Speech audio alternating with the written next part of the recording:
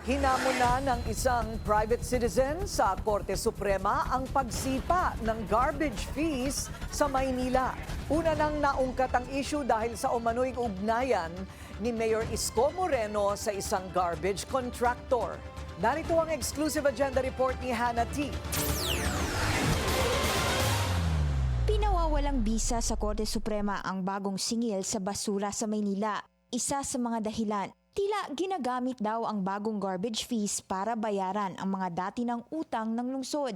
Laman yan ng Petition for Certiorari and Prohibition na inihain ni John Barry Tayam laban sa pamahalang lungsod ng Maynila, City Council at kay Mayor Isko Moreno, kaugnay ng city ordinance nila sa bagong garbage collection fees. Tumaas daw ng hanggang 1,200% ang garbage fees ng mga negosyo sa Maynila, isang biglaan at mabigat na dagdag gastos na anyay walang sapat na paliwanag at konsultasyon. Una nang ibinalita ng BNC ang sumbong ng ilang mga negosyante sa lumobong garbage fees nila nitong Enero. Yan ay dahil sa Ordinance No. 9151 na layong amyendahan ng singil sa garbage collection.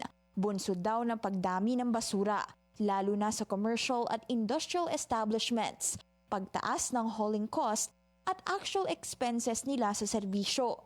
2013 pa raw kasi nang huling ma-update ito, sabi sa ordinansa. Dumami raw ang basurang na-generate ng commercial at industry sector sa Maynila, kaya pinropose ang taas singil sa nasabing sektor. Tinawag noon ni Manila Mayor Isko Moreno na malisyoso ang aming report tungkol sa natuklasan ng BNC na may mga naiwan siyang utang sa termino ni dating Manila Mayor Honey Lacuna bago pa man lumitaw ang garbage collection fee issue.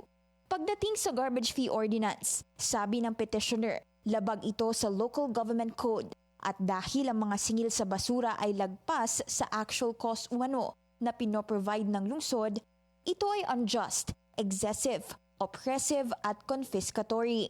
Hindi po ako residente ng Manila pero ang aking legal standing po ay isang concerned citizen gawa na ang issue po sa basura ay may kinalaman po sa environmental health. Hinihingi sa petisyon na ipatigil agad ang paniningil at ideklarang illegal at unconstitutional ang nasabing ordinansa sa Maynila.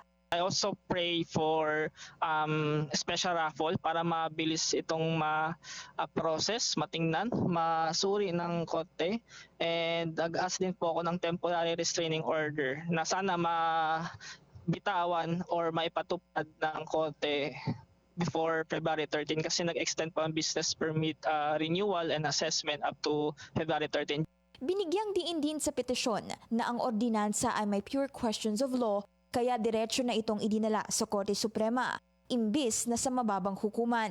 Hindi raw nasunod ang due process at wala raw maayos na publication at malawak na public hearings bago ito ipinatupad. Giit din niya, ang biglaang taas singil ay arbitrary at oppressive at hindi na raw simpleng regulatory fee kundi nagiging confiscatory na.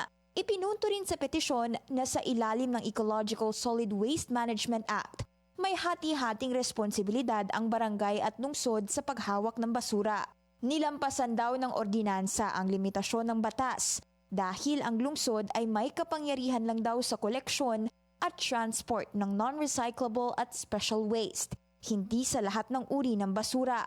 May una na rin kasing desisyon ng Korte Suprema kaugnay ng Quezon City garbage fees na pinawalang bisa dahil sa kawalan ng equal protection, kawalan ng tamang batayan ng singil at labis na pasanin sa mga nagbabayad. Sinusubukan ng BNC na makuha ang panig ng LGU ng Maynila tungkol sa petisyon pero wala pa itong sagot sa ngayon. Para sa agenda, Hannah T. Bilyonaryo News Channel. Manatiling nakatutok sa Bilyonaryo News Channel. Sumubaybay sa aming social media accounts at mag-subscribe sa aming YouTube channel para sa mga bago at eksklusibong balita.